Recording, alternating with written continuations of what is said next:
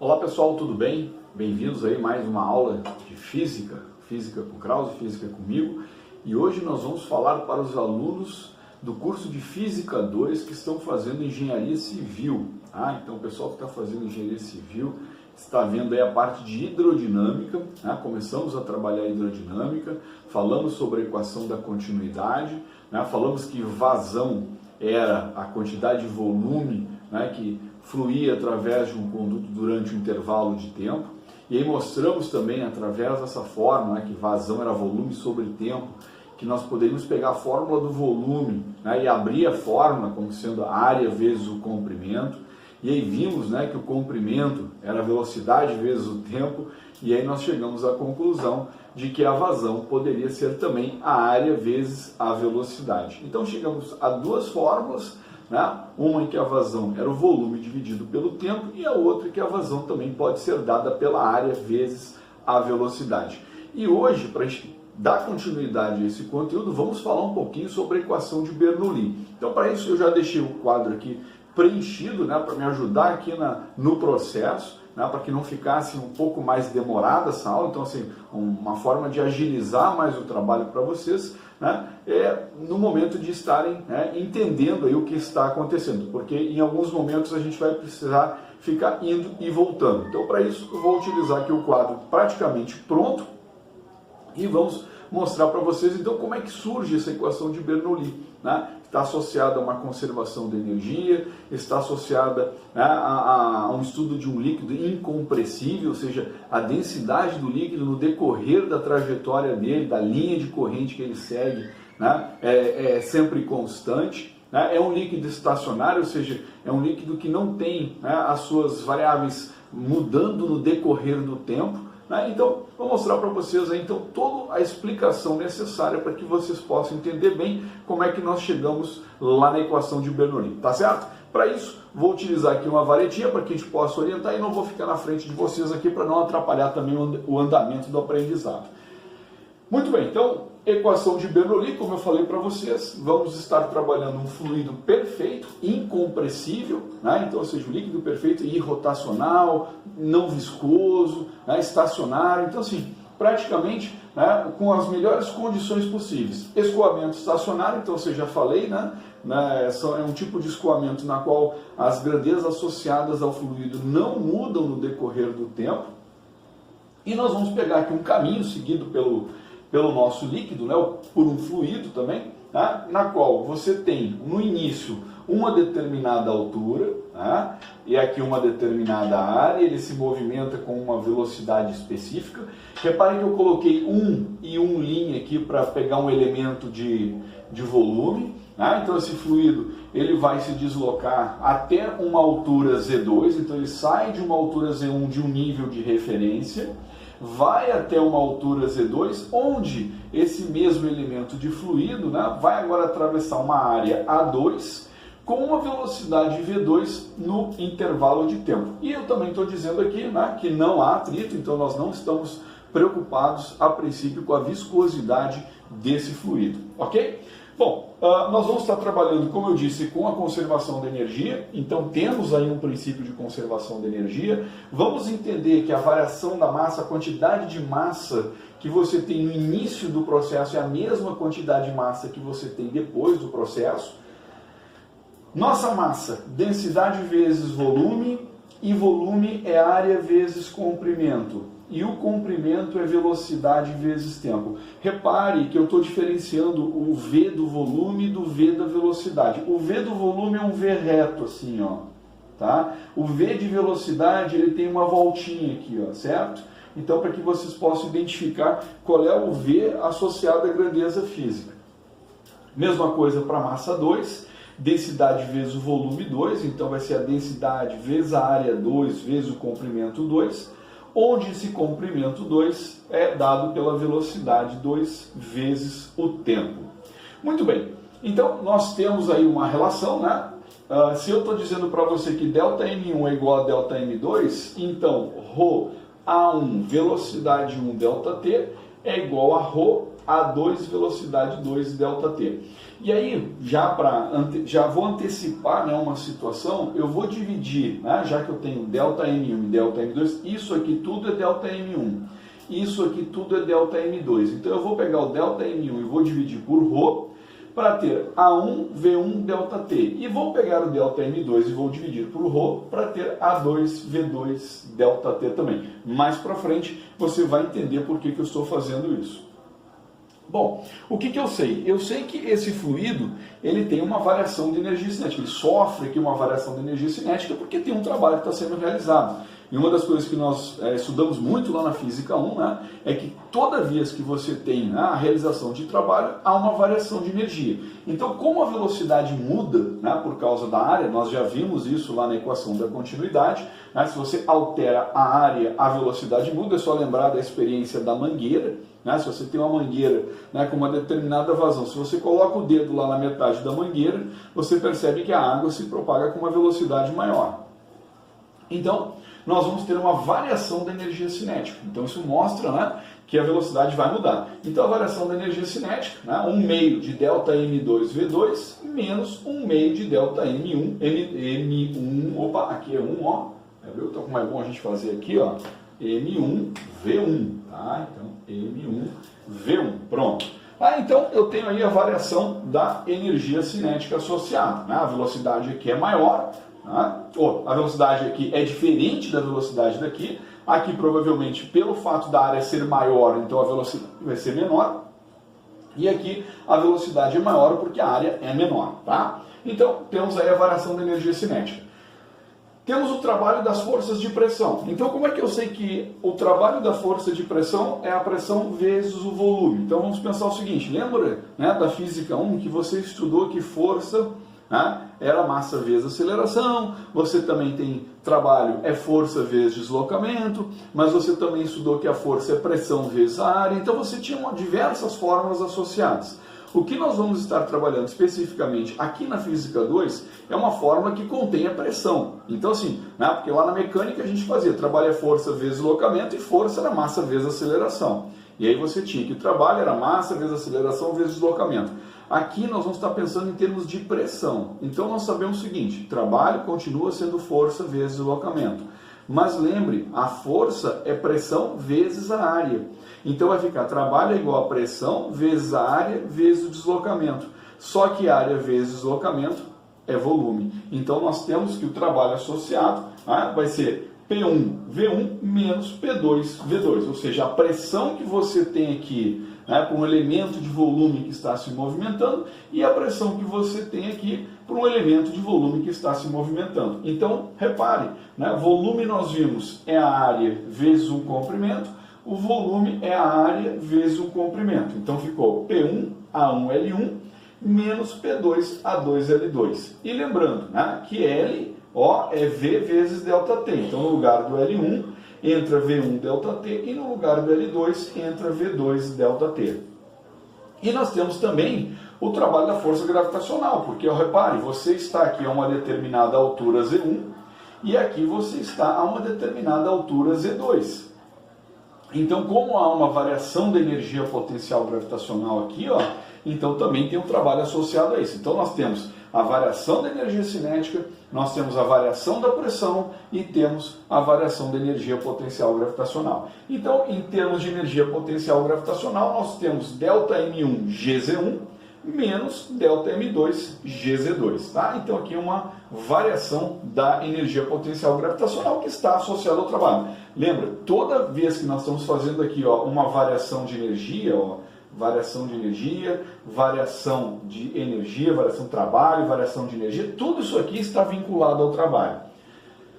Bom, mas a gente sabe que toda variação da energia cinética está associada ao trabalho. Então, ou seja, nós temos que o trabalho vai ser 1/2, né, de ΔM2V2 ao quadrado menos 1/2 de ΔM1V1 ao quadrado. Bem, mas isso tem que estar associado ao trabalho. Então, qual é o trabalho que nós temos? Nós temos o trabalho das forças de pressão, trabalho da força de pressão, menos o trabalho das forças da energia associada à força-peso, né, energia potencial gravitacional. Bem, então vamos fazer o seguinte, repare que aqui você tem subíndices 2 subíndice 2 e subíndice 2. Só que esse subíndice 2 está do lado esquerdo da igualdade.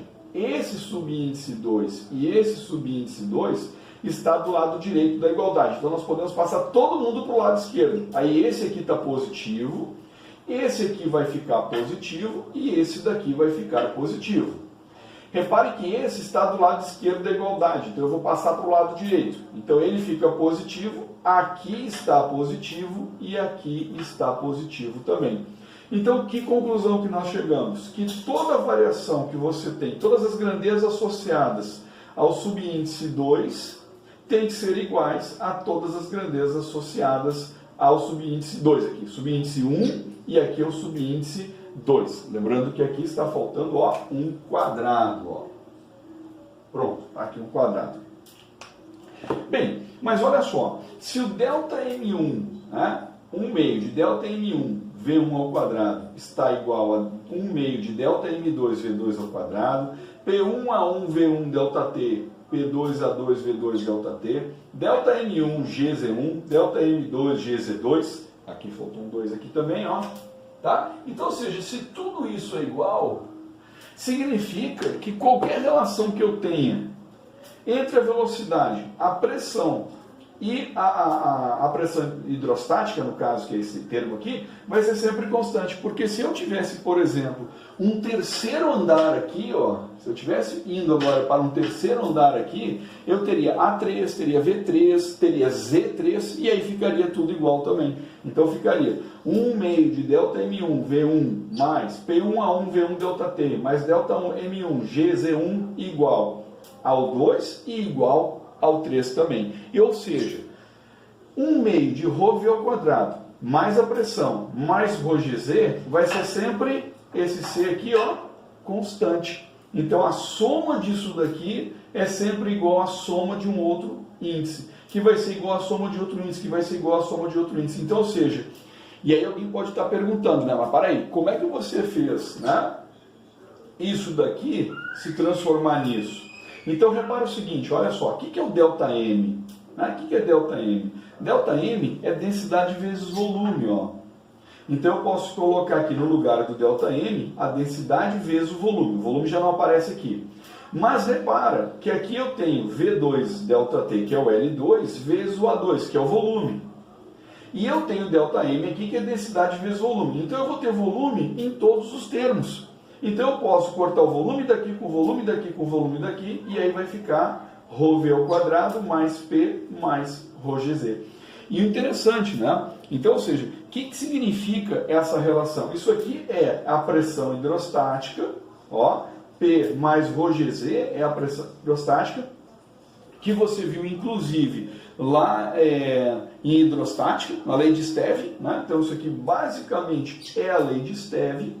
E isso aqui é a pressão dinâmica, ou seja, é a pressão do fluido quando ele está em movimento. Então, repare, se você pegar, né, a pressão dinâmica mais a pressão estática, isso vai ser sempre constante para um fluido que está se movimentando através de um determinado elemento aí, né, com velocidade e tudo mais. Então, chegamos finalmente na equação de Bernoulli, utilizamos os conhecimentos que você já tinha da Física 1, dos princípios de conservação da energia, utilizamos alguns conceitos que você já aprendeu no início da Física 2, né, densidade, massa sobre volume, ou massa é densidade vezes volume, volume é área vezes comprimento, comprimento é velocidade vezes tempo. Então, ou seja, é um apanhado de todo um conhecimento para que você, no final da história, chegue a essa relação.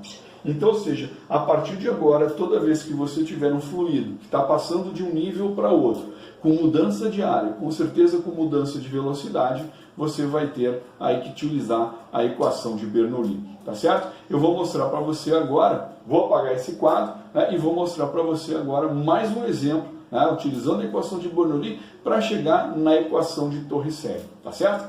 Nós já voltamos.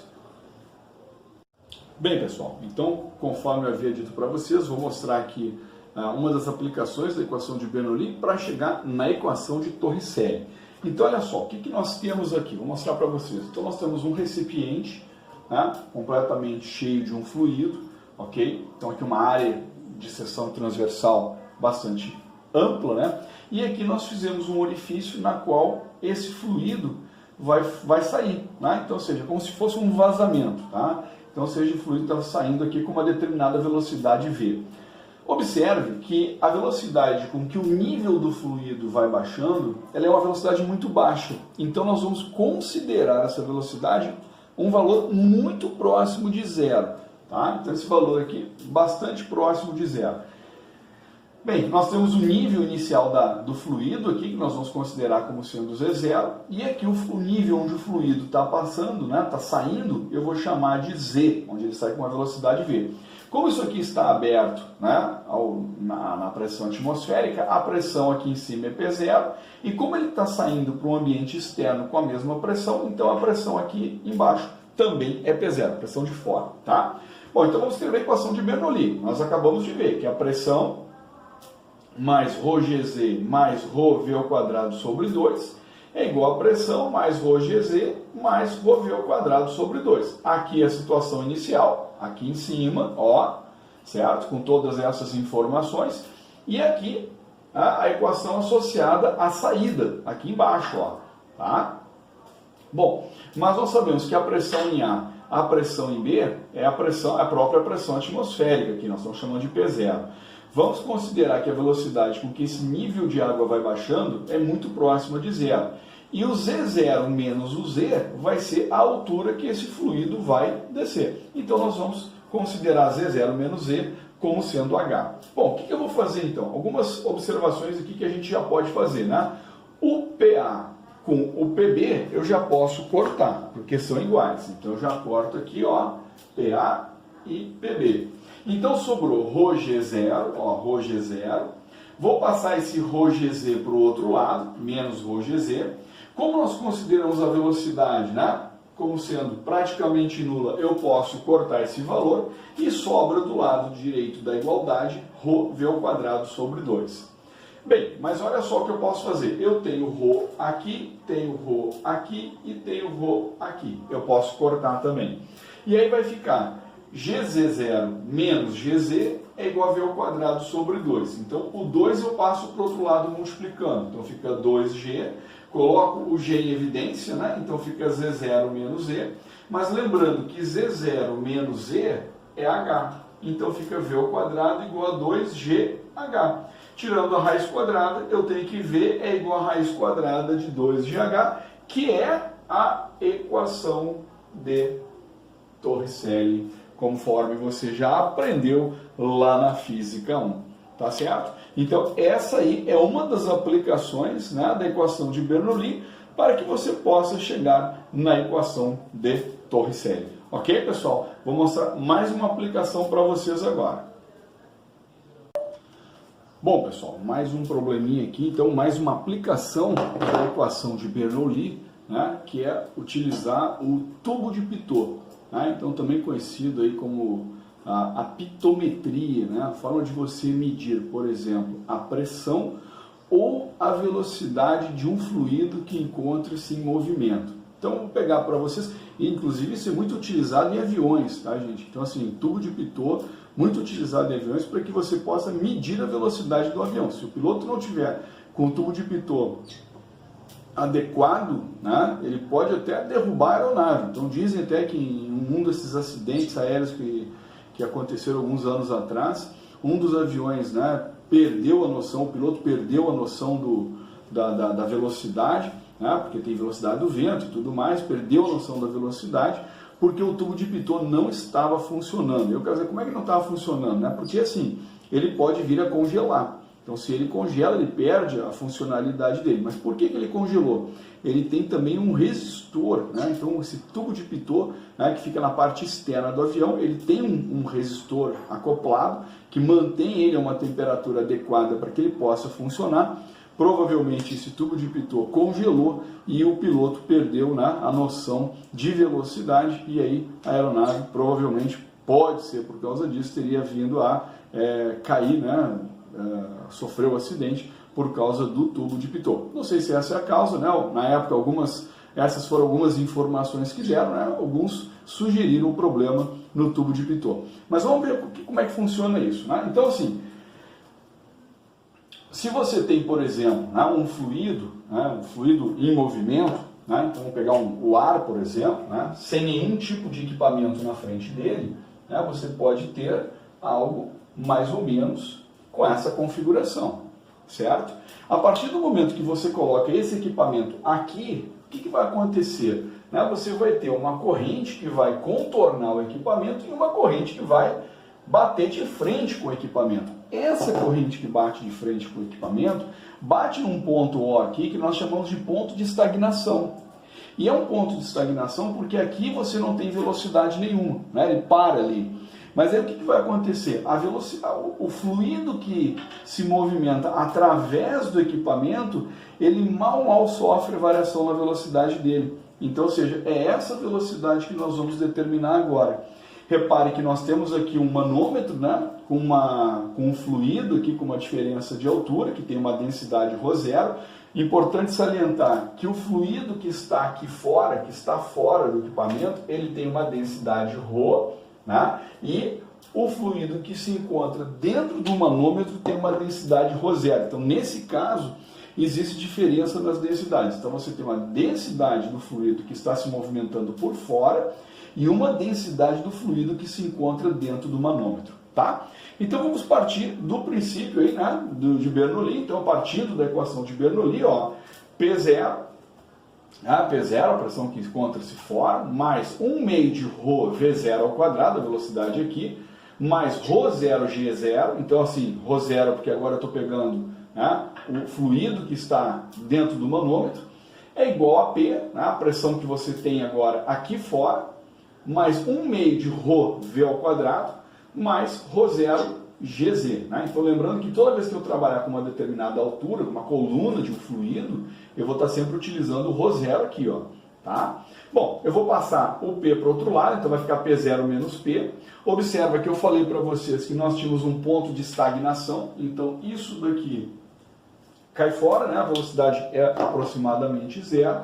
Né? Então, nós vamos ter ρ0G, né, ρ0GZ menos ρ0GZ0 aqui, e mais 1 meio de ρV ao quadrado. Tá? Lembrando que esse ρ aqui é o ρ de fora, porque é a velocidade do fluido que nós queremos encontrar. Bom, então nós vamos ter que ΔP, né, P0 menos P, ΔP, vai ser o quê? ρ0GH, né, já que Z menos E0 é o H, né, mais 1 meio de ρV2. Bom, aí o que eu posso fazer? Né? Eu posso encontrar a diferença de pressão, então eu consigo encontrar a diferença de pressão na qual esse fluido encontra-se, né? E também posso encontrar a velocidade do fluido. E como é que a gente faz para encontrar a velocidade desse fluido aí? Eu posso simplesmente, né, isolar aqui 1 meio de ρ, ó, 1 meio de ρ V ao quadrado é igual a ρ0 G H. Lembrando lá da nossa equação de Torricelli, né? Só que agora com densidades diferentes. Então vai ficar V ao quadrado é igual a ρ0 GH sobre ρ vezes 2. Né? O 2 que está aqui embaixo passa multiplicando. Então nós vamos ter que ver, né, a velocidade desse fluido. Então vai ser o quê? A raiz quadrada de 2 ρ0 GH sobre ρ. Pronto.